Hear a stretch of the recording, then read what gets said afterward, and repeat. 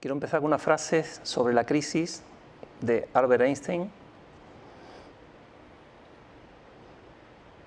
que dice: es en la crisis donde nace la inventiva, los descubrimientos y las grandes estrategias. Quien supera la crisis se supera a sí mismo sin quedar superado. Quien atribuye a la crisis sus fracasos y sus penurias, violenta su propio talento y respeta más los problemas que las soluciones. La verdadera crisis es la crisis de la incompetencia. Es en la crisis donde aflora lo mejor de cada uno. Acabemos de una vez con la única crisis amenazadora, que es la tragedia de no querer luchar por superarla. La crisis es la mejor bendición que puede sucederle a personas y países, porque la crisis trae progresos. Creo apropiado empezar por definir la palabra crisis. La mayoría de la gente la considera peyorativa. De hecho, la semana pasada estaba con un grupo de gente y una persona comentaba CR, y digo, CR, mi hija es fan de Cristiano Ronaldo. Digo, Cristiano Ronaldo, dice, no, es la palabra innombrable. Digo, madre mía, la palabra es muy poderosa, pero es más poderoso el significado que le damos. Entonces yo traigo aquí unas definiciones de la Real Academia de crisis, que procede del latín y del griego. El latín es igual, el griego es impronunciable, que dice: crisis es un cambio brusco en el curso de una enfermedad, ya sea para mejorarse o para agravarse. La segunda es una mutación importante en el desarrollo de otros procesos, ya sean de orden físico, históricos o espirituales. Y una que me gusta de la Real Academia: crisis es un momento decisivo de consecuencias importantes. La primera pregunta, la primera que quiero compartir: ¿qué entendemos por crisis? ¿Qué entendéis por crisis? Pues fíjate, yo creo que la Real Academia ha perdido una magnífica oportunidad de definir bien la palabra crisis de acuerdo a su origen etimológico. Porque cuando empieza a utilizarse la palabra crisis en griego, es verdad que se refiere a un momento de cambio, pero no solo a un momento de cambio, porque está vinculado a un concepto muy importante, que es el de juicio, criterio. Hipócrates utilizaba la palabra crisis no solo cuando se producía un cambio en el estado del enfermo, sino que, porque ese era el significado que tenía en Grecia la palabra crisis, el momento de cambio en el que además se puede emitir el mejor juicio sobre la situación del enfermo o sobre la persona que en un momento dado está afectada por una perturbación, ¿no? Y a mí esa connotación me parece interesante. Es lógico, porque como podríamos decir que la crisis es como ese momento de carne cruda, ¿no? En el que, claro, se viene abajo todo y te obliga a reflexionar, si eres inteligente, claro. Por eso la palabra crisis tiene también que ver con criterio. Y yo creo que esa es una connotación muy interesante.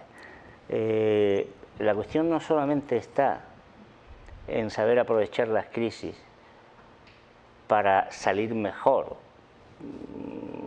sea lo que sea que entendamos por mejor, sino para reflexionar sobre lo que nos pasa.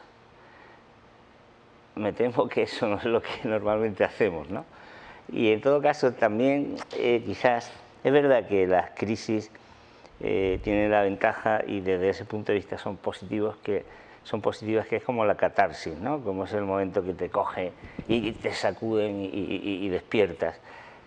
Desde ese punto son positivas, pero tienen también una connotación negativa, y es que cuando son el resultado de un sistema, de un cuerpo intrínsecamente perturbado, un ser humano que no se cuida, que no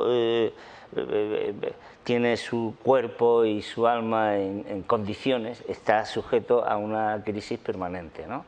Y le pasa igual a la sociedad. Una sociedad basada sobre pilares que no son los pilares que tienen armonía con la vida, pues está en el peligro de sufrir continuas crisis, ¿no? Ahora después hablaremos de eso, ¿no? Y desde ese segundo punto de vista, cuando la crisis no es solo la oportunidad, sino que es la manifestación de un problema somático, ¿no? Pues entonces la crisis no es tan deseable, porque la prueba es que la crisis deja mucho sufrimiento cuando se produce, ¿no? Son las dos caras siempre que tienen las cosas, supongo, ¿no? Pues sí. Sí, además, coincidiendo con Juan, aportaría otro elemento también de reflexión. Todas las apreciaciones que tú has leído acerca de la crisis, sacadas de textos de Albert Einstein, creo que la mayoría de las personas, desde luego nosotros tres, las hacemos nuestras. Las crisis siempre son momentos de oportunidad. La definición de la academia es una definición aséptica, entre comillas, añadiéndole el matiz que tú has comentado, Juan, lo complementa bastante.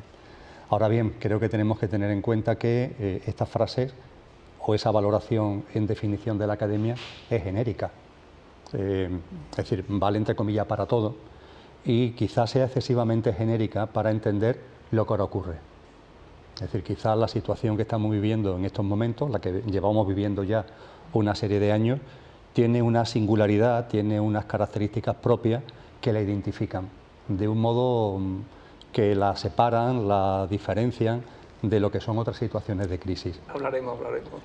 En las reflexiones de Albert Einstein que tú has leído, yo creo que subyace una valoración sobre todo de la crisis desde el punto de vista de la evolución de las personas. Y nosotros que tenemos ya una edad, creo que podemos atestiguar que efectivamente en nuestra vida ha habido momentos de crisis, y que esos momentos de crisis son momentos en los que se ponen en solfa muchas cosas y que te impulsan a una especie de renacer, incluso a veces con la figura esa del ave fénix y como telón de fondo, ¿no? Aplicarlo a las situaciones económicas ya es forzar un poquito, y desde luego aplicarlo a todas las crisis económicas es forzarlo excesivamente. Esta crisis en particular tiene, vuelvo a decirlo, y seguro que en esta mesa vamos a profundizar mucho en ello, unas connotaciones que la diferencian muy mucho de las crisis económicas anteriores, tanto que creo que es necesario plantearse otras definiciones. En el título que Recuerda Televisión le ha dado al programa ya lo apunta, porque habla de crisis, pero habla también de mutación, y posiblemente ese sea un sendero por el que tenemos que profundizar para llegar a tener conocimiento de causa de lo que está ocurriendo. Y no tiene nada que ver la situación actual con lo que han sido crisis que hayamos podido vivir las personas que están viendo este programa o nosotros mismos.